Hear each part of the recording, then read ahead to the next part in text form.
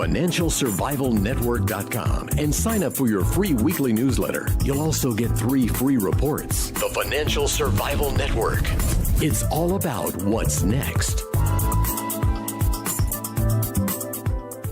Welcome. You are listening to the Financial Survival Network. I'm Kerry Lutz. Today is November 14th, 2017. Well, person you're about to heard from before, he says that perhaps a new advance for gold and silver started on November 6th.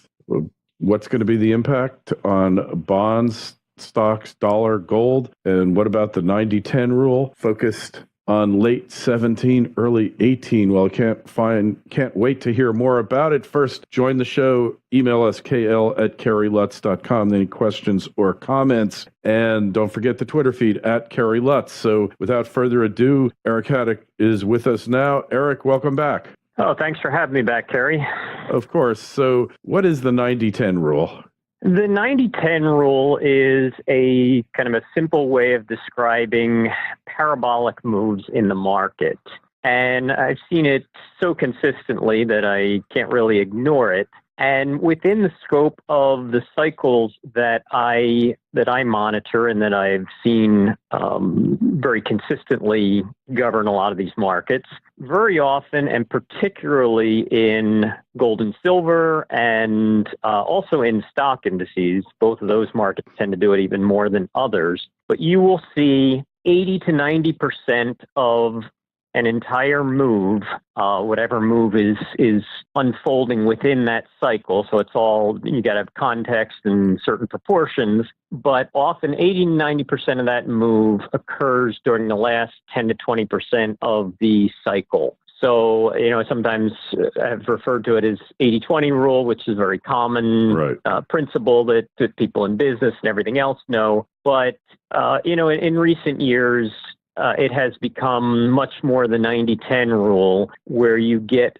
such big moves in the very final days or weeks of a particular cycle. A perfect example was back in 2015. And the stock indices since late 2014, I had been describing a pattern that hit the markets during the middle half of the year, and based on this 17-year cycle that I watch very consistently in the markets and some corroborating cycles, I was looking for a decent correction in the middle half of the year, and I identified that as from April through August, possibly stretching into late September. So it ended up being a 5-month period that I was really watching for a 10 to 20% correction in most stocks and many of the indices. And so you saw different indexes top out at different times, really stretching from April through June. And that was not just domestic indexes, but also around the globe. And really the one that kind of keyed that drop was in China, Shanghai Composite, and their entire equity market. But you saw this topping phase from April through June, then kind of this rolling over phase where you get some successively lower highs occurring in July and even early August. And then all of a sudden, from about August 8th to the 10th until the 24th, you saw almost the entire decline of what occurred in that context, in that 5-month cycle. About 90% of it, from a price perspective, occurred during the final 10% of that cycle. So that 5-month cycle, about half a month roughly, and 90% of the move to the downside occurred during that 10%. And it's, like I said, it's a way of expressing a parabolic move, a blow off in a lot of the markets, but you've just seen it become so consistent in markets like precious metals and in equities that it's, in so many forces are trying to, in the case of stock market, keep it up, and then all of a sudden when they throw in the towel, they do it all at once, and boom, you have this washout, and then it's over.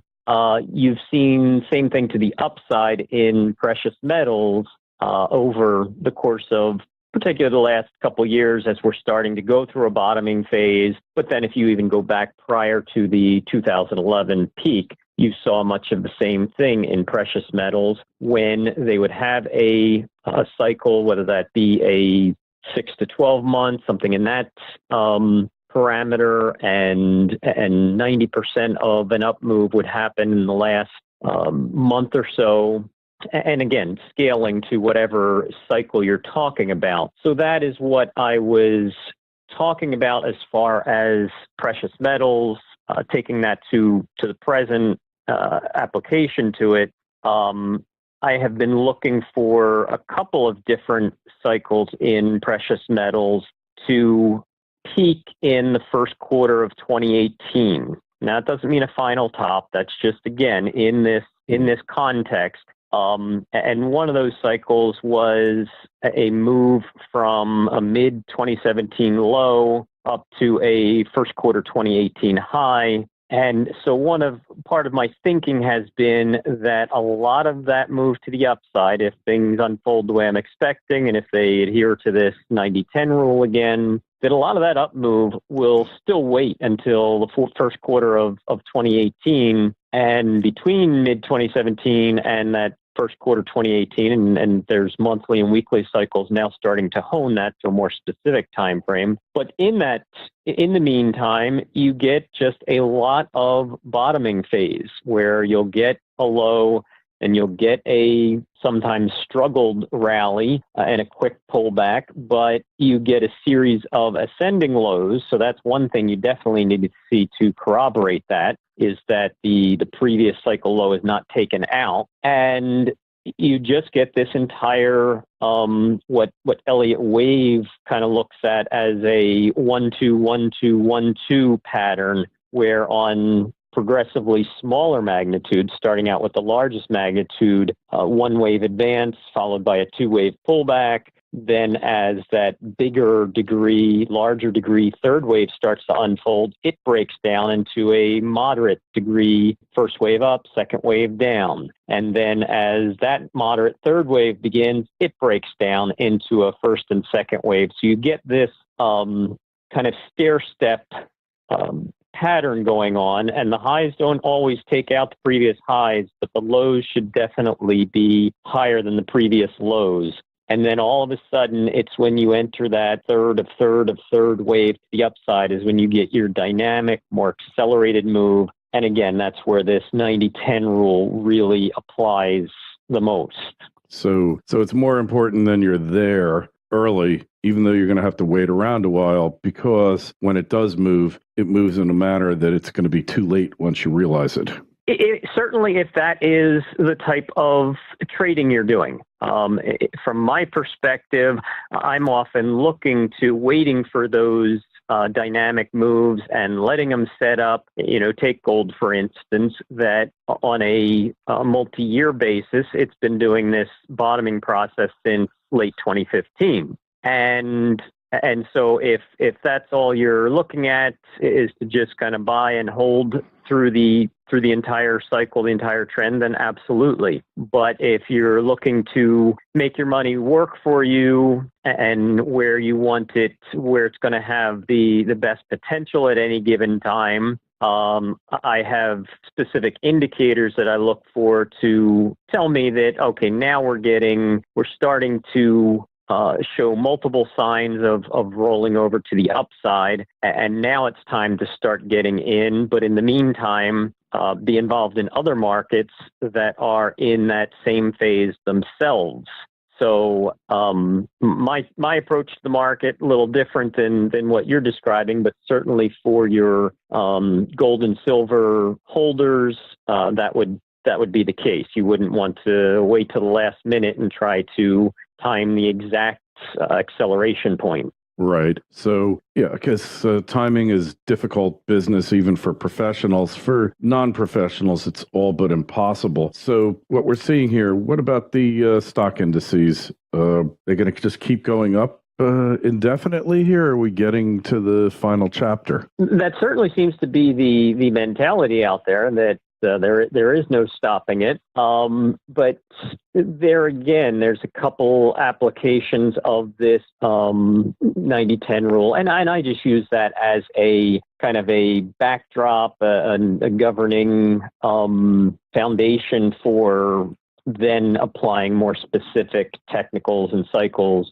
In fact, all of my cycle work, I really stress to readers and traders that you don't try and trade specifically or independently off these cycles. They're giving you the backdrop. They're giving you timing of when to look for certain indicators. But I want to take it down to a more specific, more practical, more objective standpoint. And that's why I have specific technical indicators that I look for to validate those cycles. And again, to tell me when the accelerated part is far more likely. And with stock indices, there's been two overriding cycles that I've been looking at for 2017, 2018. One of them was looking for a topping phase and should wait until second quarter of 2018 to see a corresponding low. A little bit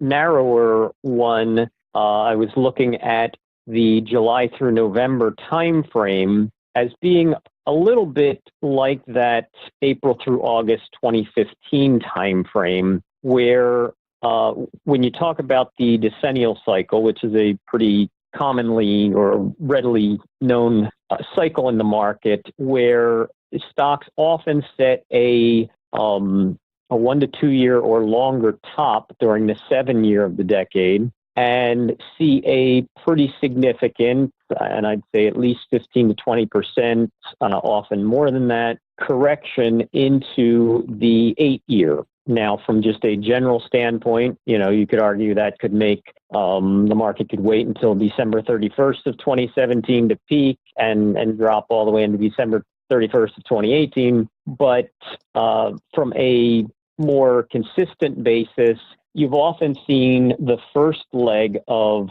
that decline happen during the July through November time frame. And here again, if we're looking at a roughly 5 month period like that, similar to April through August of 2015, you could see the lion's share of a corresponding sell-off in the final couple weeks of that 5 month cycle, which would tell you the second half of November. So I'm certainly looking for some signs on an intermediate basis to see a decent drop here and a bit of a correction that starts to shake some investors' confidence in the never-ending bull market. And kind of going along with that, the index that has historically, at least over the last 20 years, historically led most of the declines in the overall equity markets has been the Dow Transportation Average. And you go back to when it peaked in mid-1999, and the rest of the indexes really didn't peak till early 2000. Same thing happened at the 2007 peak, where the transports topped out earlier. And even on some 1 to 2 year basis, that has happened consistently as well. And lo and behold, you've got the transports peaked in mid-October, and they've been heading lower ever since. And they're right on the cusp of turning their weekly trend down, which is the primary indicator I look to confirm to me that a multi-month top is in place. And it's more of a lagging confirming indicator. It's not something that tells you when to initially get on the short side or get out of the long side. But once you've had other preliminary indicators tell you that, this weekly trend indicator is what I use to tell me, okay, we've confirmed that peak that should not be taken out for at least a few months. And in the case of the Dow Transport, it would now take a weekly close. So November 17th is the first possibility for that. A weekly close below 94.80 in the transports, and that would turn my weekly trend indicator down, confirm that we're putting in a multi-month top, And also that's what I think would start to see some reverberations through the other indexes. And it's also interesting to me that just in the last week or so, if you look at most of the European indexes, they've taken a pretty significant hit on an intermediate basis. So I'm certainly watching to see if the Dow Industrials and the S&P and the NASDAQ are going to follow suit and see some profit taking in here, or if they're going to continue to go it alone and drive to new highs. There's some daily trend indicators I'm watching there that are close to reversing down, but have not yet confirmed what would be a multi-week top in those indexes.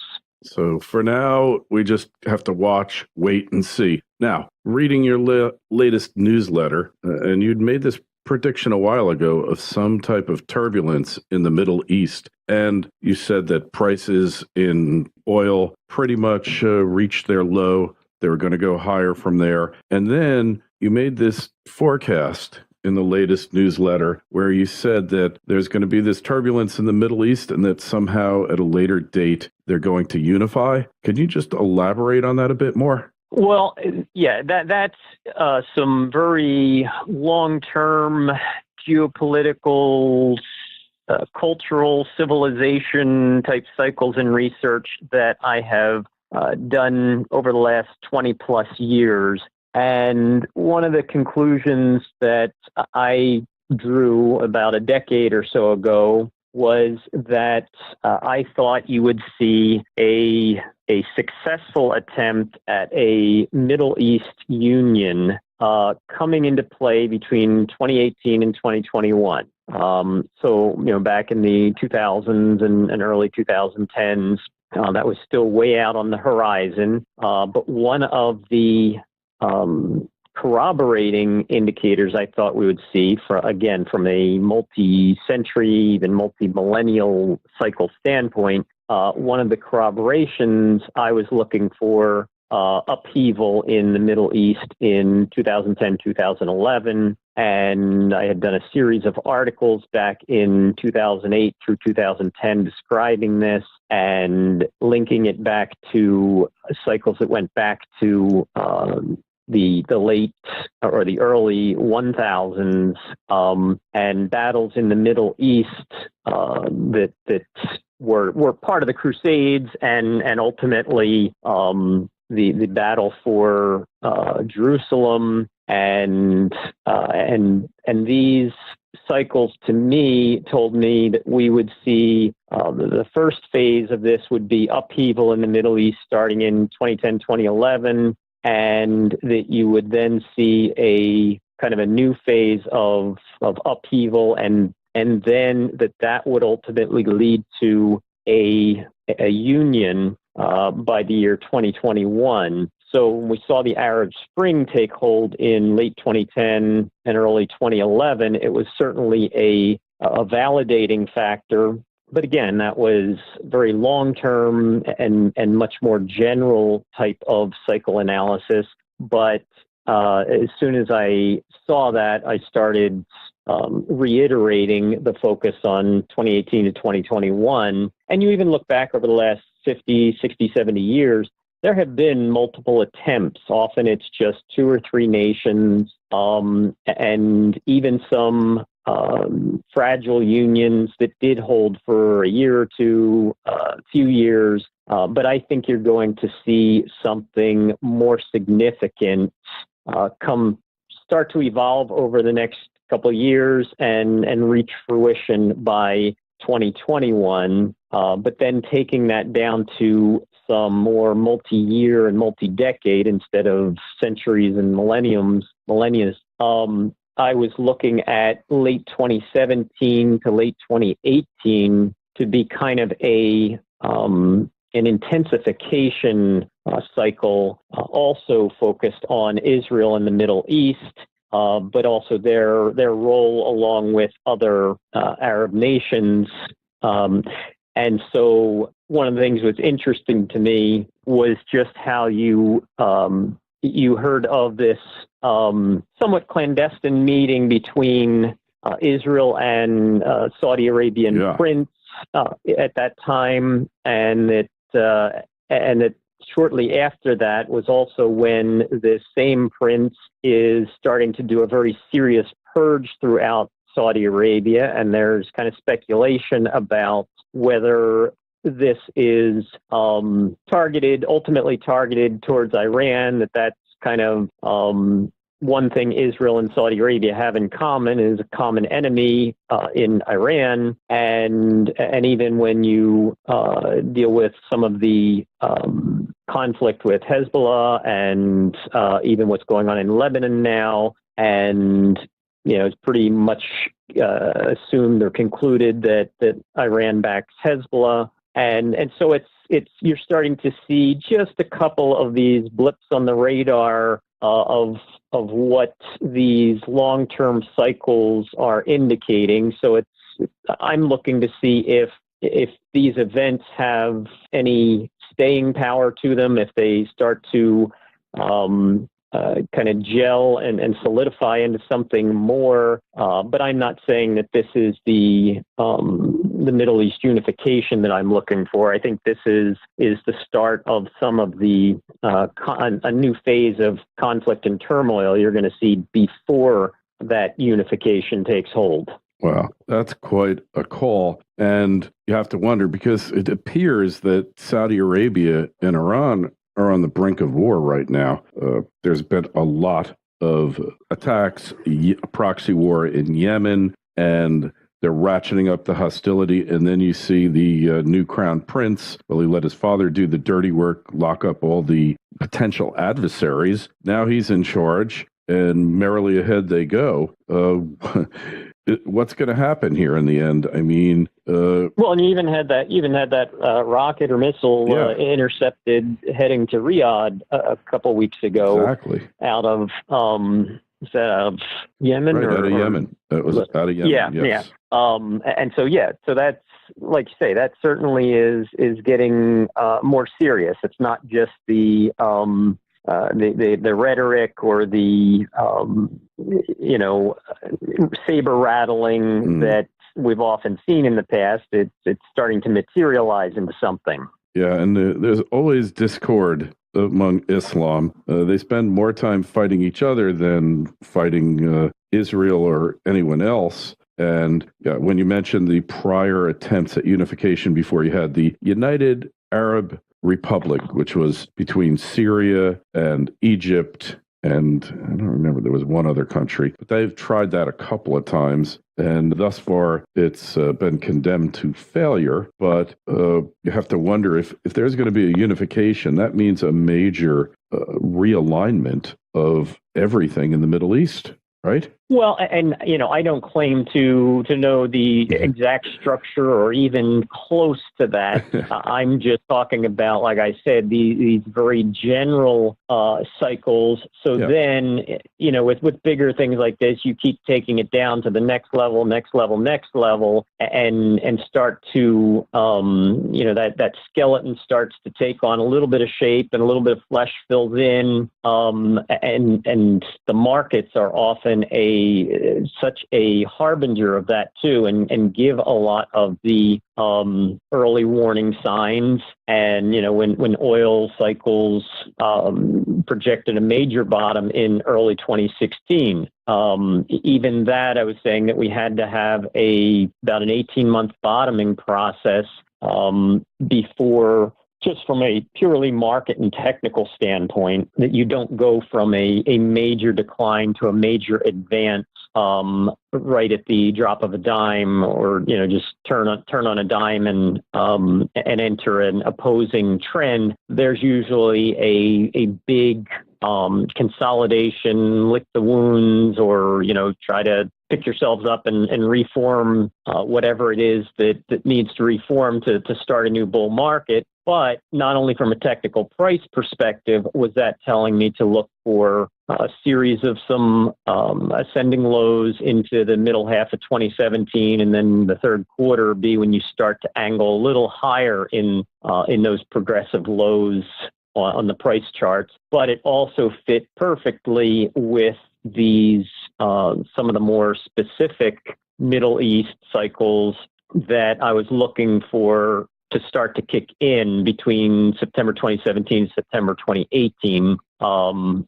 So it fit together nicely, and the price action was corroborating it. And so we're seeing at least the early stages of that. And like I said, it's now starting to see some of that form take shape and start looking for other indications of which specific direction it's going to go over the coming years. Yeah. So it's definitely something you want to be paying attention to. It's got to affect the price of oil here at some point, although seemingly the price of oil has moved against the fundamentals, at least as we perceive them, for quite some time now, hasn't it? Well, I'm not sure what you'd be referring to by then, because when you talk about the glut of oil that really drove prices down, and even going back a year ago when OPEC finally announced some cuts and finally got Russia on board, I was talking about it back then, that you really have to get past the headlines and kind of discern exactly what they're talking about. And at the time, in September, October of 2016, Russia had been able to ramp their production up to almost unprecedented highs. And so then when they finally got to, that peak capacity, then they agreed to freeze production. And I don't even recall if they came on board with any cuts, but it was just this, okay, we'll freeze. In other words, we've now gotten as high as we can. We're going to continue cranking out the same production, but let's tell the world that we're freezing production and see if that bumps up the price of oil.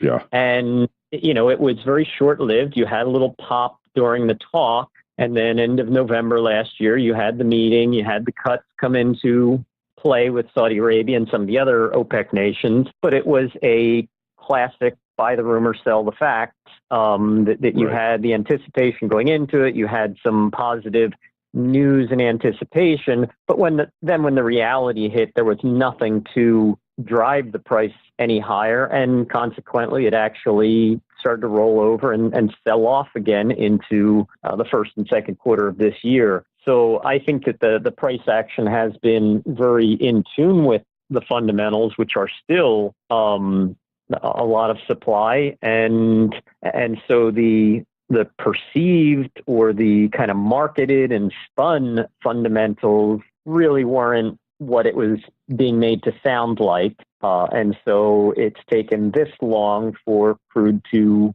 really trace out that bottoming process.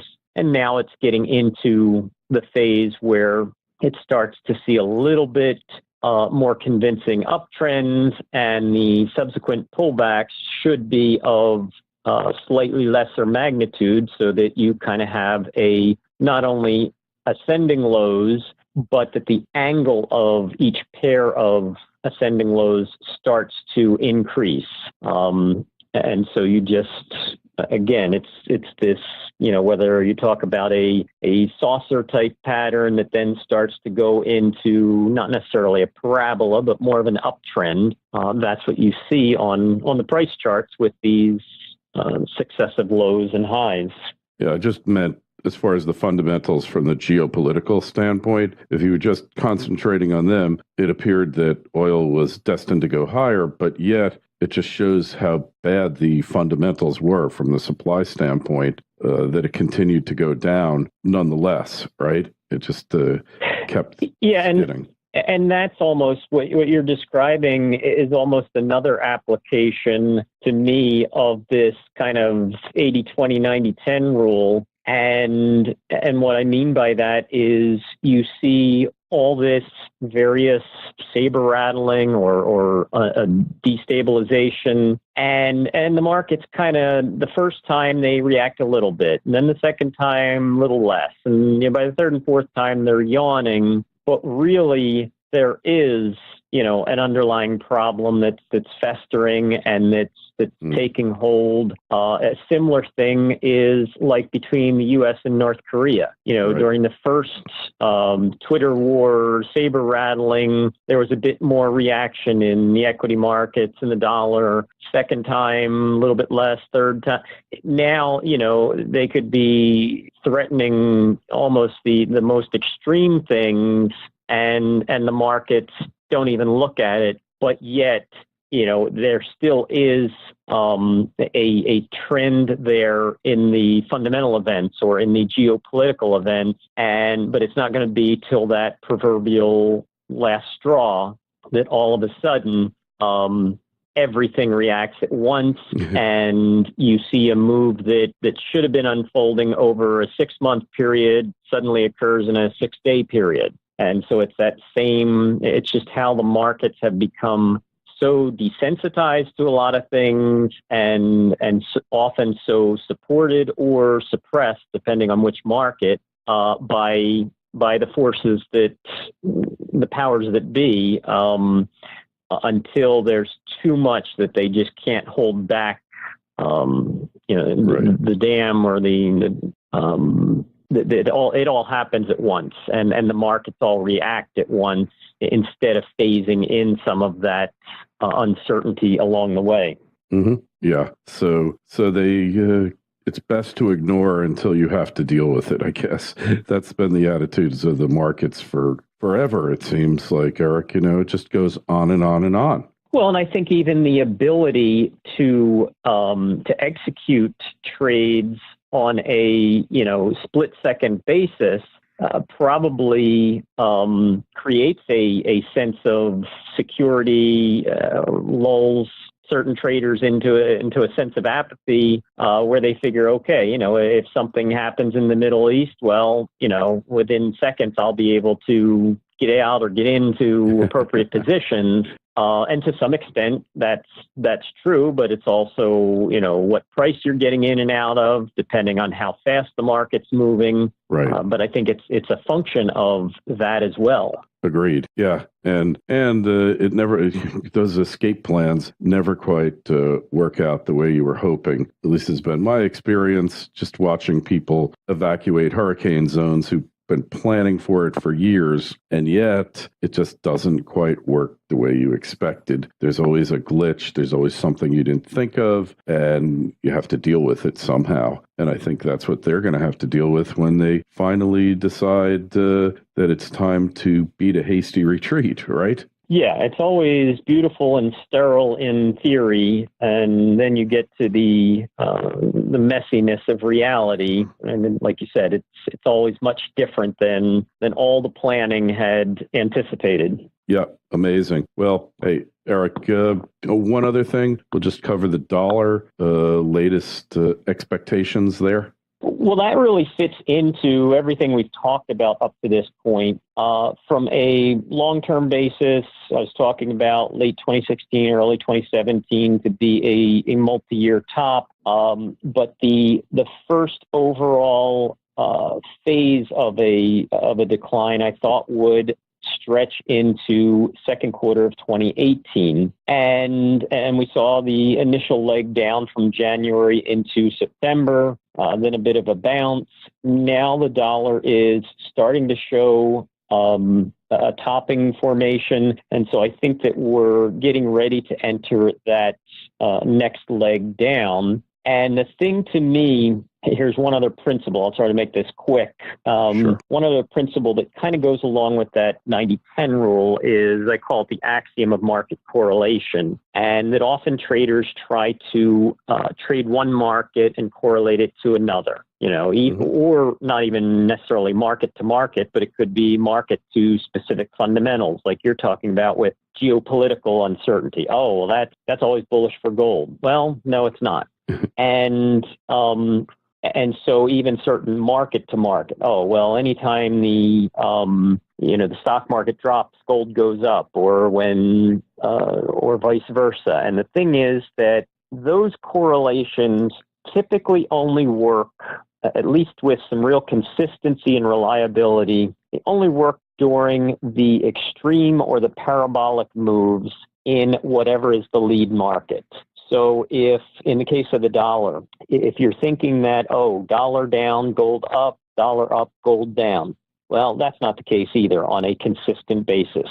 But when you see the dollar reach an extreme level or go into an accelerated move, that's when I think gold is really going to pop. So in this case, we're talking about the dollar to the downside, and putting it into context, I'm talking about when I say extreme, it'd be extreme on a 2 to 3 year basis right now. I'm not looking at the real big 10 or 20 year trends and cycles, but I think that when the dollar breaks below those September lows, that will, number one, tell a lot of traders, okay, this is a higher magnitude dollar decline, a more serious correction. Something's awry here that we're going to have to be more concerned with. It's also likely where you'll see a more accelerated move down in the dollar, since you probably have a lot of support perceived around those lows, a lot of sell stops for longs that have been put on since then. And it will also be something that now the dollar, instead of setting new 6 to 12 month and new 1 to 2 year lows, it could be setting new 3 to 5 year lows at that point. So all of a sudden you've increased the magnitude of what's happening. And I think that when the dollar does that, that's when you're going to see all of this kind of kick in. And I'm looking at either the very end of this year or the first month or two of 2018 for when the dollar could get back down and ultimately break below those lows. And I think that's when you'll see gold start to pay more attention and see more sustained up moves. And I also think that's when the stock market could start to just get a little bit more destabilized and maybe see a little bit more follow through on corrections. So it's kind of that 90-10 rule overlapped with these market correlations. It's all really describing the same thing from different angles. But I think that the dollar has another leg down here on a 3 to 6 month basis. And I think that that could certainly coincide with and possibly be the trigger for, it depends on whether the cart's leading the horse at that point in time or vice versa, whether the horse is leading the cart. But the one other thing I would say too is all of that technical and cyclical analysis also has me wondering, is there a fundamental event on the horizon that would trigger moves like that? And, I even look at our own political structure here in America, and, could that be the timing when some of these investigations start to really result in something more serious than they have up to this point? Could that create some uncertainty across the market? Or could it be something completely different? The fundamentals often don't show themselves until well along into a trend. But that's just one of those things I'm kind of monitoring too on my radar. Yeah, very true. Well, in any event, it sounds like there's a lot of interesting events ahead of us here. Paying particular attention to the Middle East, but the markets have just acted in such a way that you have to wonder if there's going to be a reaction. Anyway, Eric, it's always great to have you on. We want to find out more about you. Which sites do we go to? You can go to insidetrack.com with the extra I in the middle, INSIIDETRACK.com, and also to 40-year cycle, the numbers 40 and then the words year cycle. .com for a lot of the articles and posts and publications that have really focused on the 40-year cycle that I see being in a major transition phase from 2017 to 2021. All right. Well, Eric, it's going to be interesting to see. Thanks again for being with us, and we'll check in with you probably right after the first of the year. Sounds great, Kerry. Thanks for having me back. Oh, and by the way, just be part of the show. Email us, kl@kerrylutz.com, Twitter feed @KerryLutz, Facebook page, Financial Survival Network. Eric, we'll talk to you again real soon. FSN Radio. It's all about what's next. Go to financialsurvivalnetwork.com and sign up for your free weekly newsletter. You'll also get 3 free reports.